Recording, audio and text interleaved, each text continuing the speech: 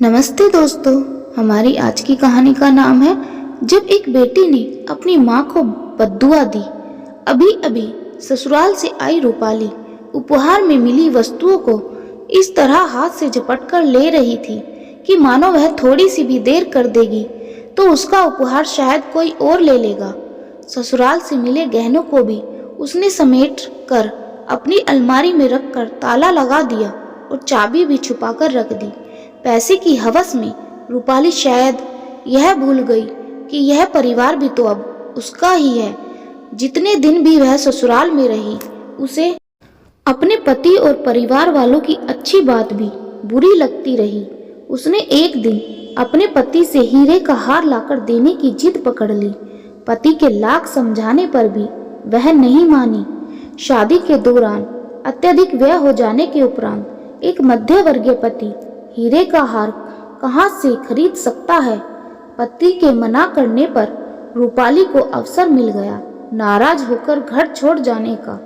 अपना सारा सामान, रुपये, पैसे, गहने, कपड़े सभी एक संदूक में भरकर रूपाली ने अपने मायके की ओर प्रस्थान किया। पति के रोकने का भी उस पर कोई असर नहीं हुआ। अपनी जीत और दौलत के मोह तथा माँ की सिखाई सीख ने उसे कुछ भी और सोचने ही नहीं दिया। शाम तक वह अपने घर पहुंच गई। उसे देखते ही माँ बहुत खुश हो गई और उसे गले से लगा लिया। माँ ने सबसे पहले रूपाली से प्रश्न किया, रूपाली बेटा, अपना सारा सामान लाई हो ना?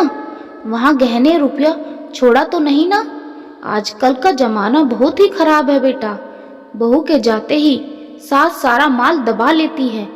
अरे माँ, चिंता मत करो, सब लाई हूँ। अपना और सासू माँ का भी थोड़ा बहुत पहनने को मांगा था, फिर लौटाया नहीं, सब ले आई माँ। बस बेटा, अब जब तक वह हीरे का हार न लाए वापस नहीं जाना है, समझी ना? हाँ माँ, जैसा तुम बोलोगी वैसा ही होगा। अगले ही महीने तुम्हारे भाई की भी तो शादी है, सब तैयारियां करनी है। काम काज में मेरा हाथ बटाना है तुझे। माँ ने कहा, माँ, काम तो हो जाएगा। भाभी के लिए गहने बनवा लिए क्या? अभी नहीं, तैयार ही ले लेंगे। 1-2 दिन का काम है, चिंता मत करो, माँ ने कहा। रूपाली ने अपने सारे गहने, रुपया, पैसा सब अपनी माँ को रखने के लिए दे दिया। शादी का समय नजदीक आ गया पर माँ गहने लेने नहीं गई। एक दिन रात को रूपाली ने अपनी माँ को पापा से कहते हुए सुना, अजी तुम चिंता ना करो गहनों की, रूपाली के गहने हैं ना, वह तो वापस आ गई है। क्या करेगी इतने गहनों का? वही गहने हम बहू को दे देंगे। आखिर हमारा एक ही बेटा तो है, सब कुछ घर में ही रहेगा। रूपाली भी कभी कभी वही पहन लिया करेगी। अब और पैसा रुपया कहाँ से लाएंगे गहनों के लिए? इतना आ गया है, अपना काम चल जाएगा। बेटे की शादी भी इज्जत से हो जाएगी और यदि दामाद 5-6 लाख का हीरे का हार ले आए तो बस फिर क्या, रूपाली के पास भी गहना हो ही जाएगा। वैसे भी बेटियों के चक्कर में अपने घर की संपत्ति दूसरों के घर में चली जाती है। हम क्यों अपने घर की संपत्ति दूसरे के घर में जाने दें? रूपाली तो सब कुछ लेकर खुद ही यहाँ आ गई है, अब फिर से उसे उसके ससुराल में भेजना बेवकूफ़ी होगी। वैसे भी वंश तो बेटों से चलता है। रूपाली और उसके वंश के बारे में हम क्यों सोचे? हमारा वंश तो हमारा बेटा आगे बढ़ाएगा। रूपाली तो वही करेगी जो मैं कहूँगी।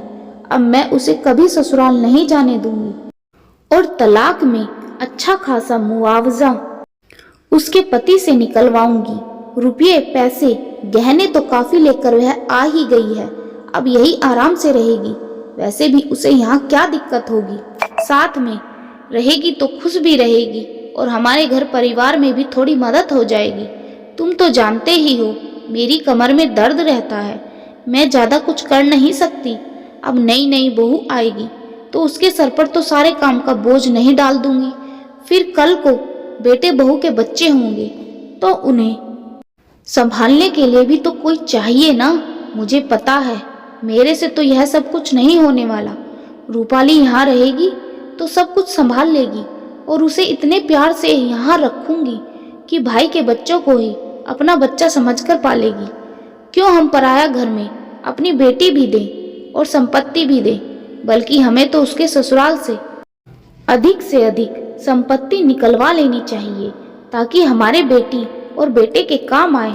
रूपाली का क्या है, उसे भी पता है मायके में वह जितना खुश रहेगी ससुराल में कभी नहीं रह सकती, क्योंकि वहां तो आखिर वह एक बहू ही रहेगी। और यह बात मैं और अच्छे से उसके दिमाग में डालती रहूंगी। रूपाली को अपने कानों पर यकीन नहीं हो रहा था। वह बिना सोचे समझे गलत कदम उठा चुकी थी। अब हीरे के हार की लालसा सदा के लिए उसके दिल से जा चुकी थी। रूपाली ने अब निर्णय कर लिया था कि अपने माँ बाप को सबक सिखाकर रहेगी। इतना फर्क करते हैं बेटी और बेटा में कि अपने खानदान के वारिस की खुशी में अपनी बेटी का घर तक बर्बाद कर दिया। और वह कितनी बेवकूफ़ है। उसके ससुराल में सब उसे कितना प्यार करते हैं। वह उसका अपना घर है। अपनी माँ के बहकावे में आकर अपना खुद का घर वह छोड़कर चली आई। सुबह होते ही रूपाली अपनी माँ के पास गई और बोली, माँ, मेरी सासू माँ मुझे बुला रही है। काफ़ी समय हो गया है मुझे मायके आए। अब सीधा मैं और मेरे पति शादी में ही आएंगे। मुझे मेरे गहने वापस कर दो। मैं अपनी ससुराल वापस जा रही हूँ। शादी में हम लोग आकर अपनी तरफ से भाई भाभी को तोहफा देकर फिर अपने घर चले जाएंगे। वैसे भी शादीशुदा बेटियों का ज़्यादा दिन मायके में रहना अच्छा नहीं होता। रूपाली की माँ हैरान हो गई कि यह रूपाली कैसी बातें करने लगी और उसने बोला, यह कैसी बातें कर रही है तू? क्या जरूरत है तुझे उस घर में वापस जाने की? वहाँ कोल्हू के बैल की तरह पीसी जाएगी और कुछ नहीं होगा। कोई भी अपनी बहू को बेटी बनाकर नहीं रख सकता। क्यों नौकरों वाली जिंदगी जीना चाहती है? ऊपर से अभी तक तेरे पति ने तुझे हीरे का हार भी नहीं दिया। बेवकूफ़ी मत कर, नहीं तो तेरी कोई इज्जत नहीं रह जाएगी। खुद ही घर छोड़कर आई है और खुद ही चली जाएगी। क्या मान रह जाएगा तेरा वहाँ? रूपाली ने बोला, माँ, अपनों से क्या लड़ना, और मेरे ही घर में मेरा मान कौन कम करेगा? मैं उस घर की बहू हूँ। वह मेरा घर है। वहाँ मेरा जब दिल करेगा जा सकती हूँ। मेरा कोई मान कम नहीं होगा। मान तो मेरा तब कम होगा जब मैं ज़्यादा दिन मायके में रहूँगी और लोग बातें बनाने लगेंगे। शादी के बाद बेटियों का असली घर ससुराल ही होता है माँ। इसलिए मैं अपने ससुराल जा रही हूँ। जल्दी से मेरे सारे गहने निकाल कर मुझे वापस कर दो। रूपाली की माँ ने बोला, कैसे गहने? तू कौन से गहनों की बात कर रही है? कौन से गहने लेकर आई थी? मेरे पास तेरे कोई गहने नहीं है। रात को अपनी माँ की बात सुनकर ही रूपाली को सब समझ में आ गया था कि उसकी माँ कितनी शातिर औरत है और उसे अपनी बेटी से कोई लगाव नहीं है। उसे पता था कि गहनों के लिए माँ बेईमानी कर सकती है और किसी भी हद तक जा सकती है। इसीलिए उसने पहले ही सोच लिया था कि जब एक माँ एक बेटी के बारे में नहीं सोच सकती, उसकी जिंदगी तक बर्बाद कर सकती है, तो वह क्यों अपनी माँ के बारे में सोचे। रूपाली ने साफ साफ बोला, माँ, चुपचाप मेरे सारे गहने और पैसे जो मैंने तुम्हें रखने के लिए दिए थे वापस कर दो, नहीं तो मैं देर नहीं लगाऊंगी पुलिस तक जाने में। और तुम्हें पता है, अगर मैं पुलिस तक गई तो दूध का दूध और पानी का पानी होते देर नहीं लगेगी और बदनामी फिर तुम्हारी ही होगी। कल रात में जो कुछ भी बातें तुम पापा से कर रही थी ना, मैंने सब कुछ अपने कानों से सुना है। मैं इतनी बेवकूफ़ नहीं हूँ कि अपने ही पैरों पर कुल्हाड़ी मार लूँ। मुझे कोई शौक नहीं है कि मैं भाई के बच्चों को अपना बच्चा समझकर पालूँ। मैं अपने पति के साथ रहूँगी और अपनी खुद की संतान को पालूंगी। तो चुपचाप से मेरे गहने और पैसे लेकर आओ, कहकर रूपाली अपने पति को फोन लगाने लगी कि वह आकर उसे ले जाए। काफी दिन हो गए हैं उसे मायके आए और अब उसे अपने ससुराल की याद आ रही है। रूपाली की माँ को समझ में आ गया था कि अब रूपाली उसकी किसी बात में नहीं आने वाली। रूपाली ने वक्त रहते अपना घर बचा लिया था, पर उसे हैरानी हो रही थी कि कोई माँ ऐसा भी कर सकती है और इतनी घटिया सोच कैसे हो सकती है। एक माँ की बेटे के लिए अपनी बेटी का घर उजाड़ दे। अपनी सोच से उसे घृणा हो रही थी कि उसे यह अकल नहीं कि शादी के बाद उसका अपना घर कौन सा है, और वह अपनी माँ की बातों में आकर अपना घर खुद तोड़ रही थी। खैर, उसे इस बात की तसल्ली थी कि वक्त रहते उसने अपना घर बचा लिया और आगे से वह अपना घर और अपना रिश्ता हमेशा ऐसे चालाक लोगों से बचाकर ही रखेगी।